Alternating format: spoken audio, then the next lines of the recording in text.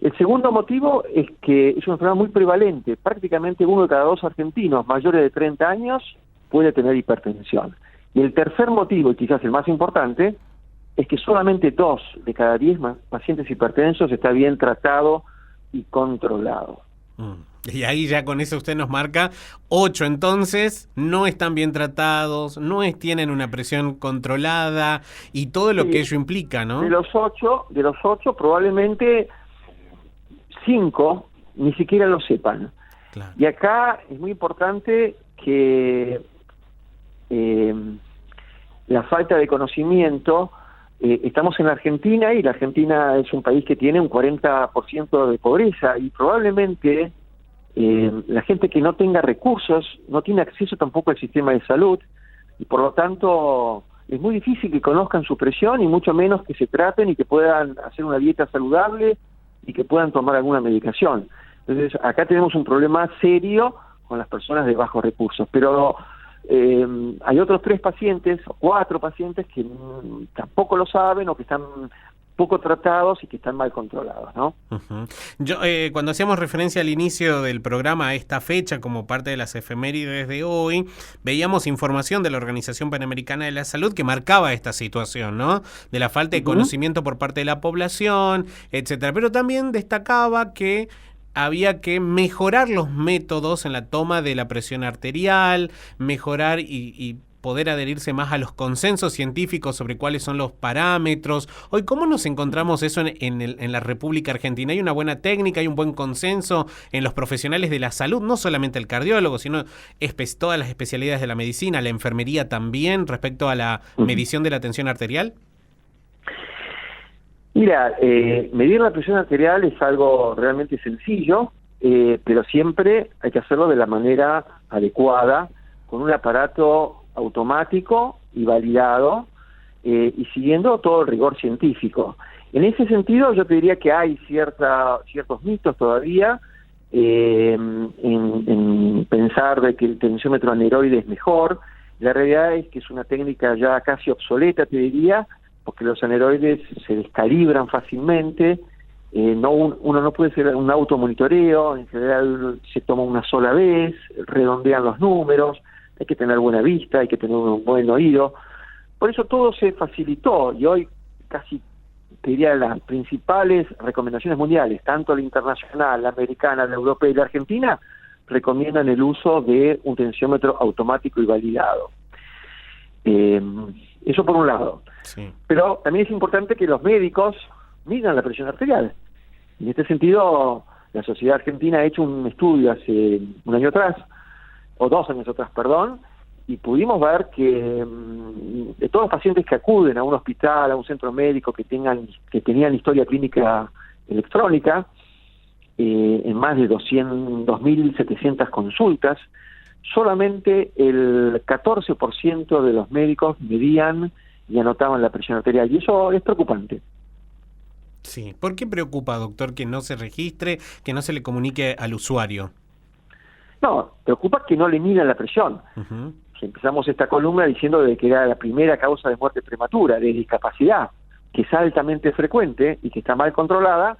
Lo que uno pretende es que cuando un paciente acuda al hospital, por cualquier motivo que sea, debería irse del hospital con la presión arterial medida y anotada, ¿no? No hace falta que por ahí que sea el médico, puede ser un personal de salud, puede ser una enfermera, puede ser un agente sanitario, cualquiera, pero deberíamos aprovechar esta visita a un hospital para que se le mida la presión arterial. Bien, doctor, ¿y con una sola toma uno ya puede tal vez captar al paciente que sin saber que vive con hipertensión llega al sistema o es necesario un monitoreo mucho más extenso? Bueno, a ver, Gastón, es muy importante tu pregunta. El diagnóstico de hipertensión no se hace con una sola toma, se requieren de varias mediciones, ¿sí?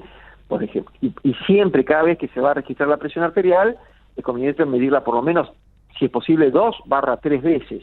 La primera se puede descartar, las 3 van a ser diferentes, entonces la primera se descarta, se saca un promedio de la segunda y de la tercera, y si el promedio está en, vamos a ponerle 120, 80, 12,8, está muy bien, ese paciente puede esperar un año para volver a controlarse. Pero si está muy cerca o está por encima de 14,9, obviamente tiene que ir al médico. Pero si está cerca también, si tiene valores de 138, 88, por ejemplo, está muy cerca de los 140, 90, bueno, ahí también uno debería consultar al médico para que, en definitiva, con varias mediciones de la presión, se defina si es o no es hipertenso. ¿Y es recomendable, doctor, que en casa tengamos un medidor de tensión arterial ya como parte, tal vez, sobre todo si ya tenemos el antecedente o hay recomendación médica? Bueno, esa es mi opinión personal. Yo creo que en un futuro todo el mundo va a tener un tensiómetro automático en su casa, o por lo menos en la familia, y que se vaya compartiendo entre las familias. Hoy alguien tiene fiebre y ya, además de tener el termómetro, se va a comprar un saturómetro, ¿no? Sí. Y parece mentira. Yo creo que el tensiómetro en la casa, siempre digo lo mismo, puede ser muy bueno o también puede ser malo si uno se obsesiona con el tensiómetro, ¿no? Que vive tomándose la presión y que toma decisiones en función de la presión que se midió. O sea, que hay que tener un tensiómetro, en definitiva, yo creo que es bueno, siguiendo los protocolos que le indica el médico. El médico le puede decir, bueno, mire, vamos a hacer una cosa, en esta semana se va a tomar la presión 2 veces a la mañana, separadas por 1 minuto, y 2 veces a la noche.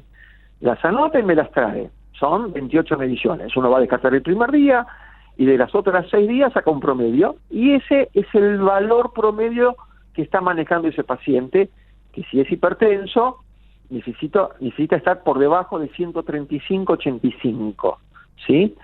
Para decir que está controlado. Lo mismo si está por encima, y si está medicado, estaría no controlado, y si no está tomando ninguna medicación, bueno, es el que define si es hipertenso o no. Fíjate vos que ahí estamos hablando de un monitoreo domiciliario con 28 mediciones, ¿no? Sí.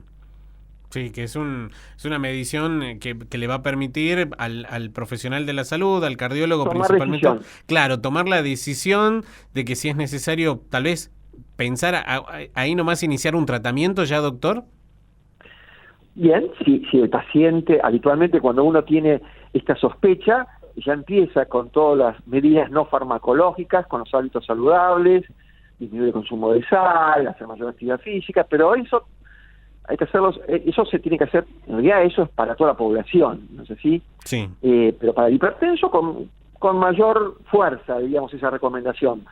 Pero si los valores en ese promedio de 28 mediciones están por encima, hay un consenso general hoy de empezar a tratar inclusive con 2 drogas en bajas dosis en un solo comprimido, ¿sí?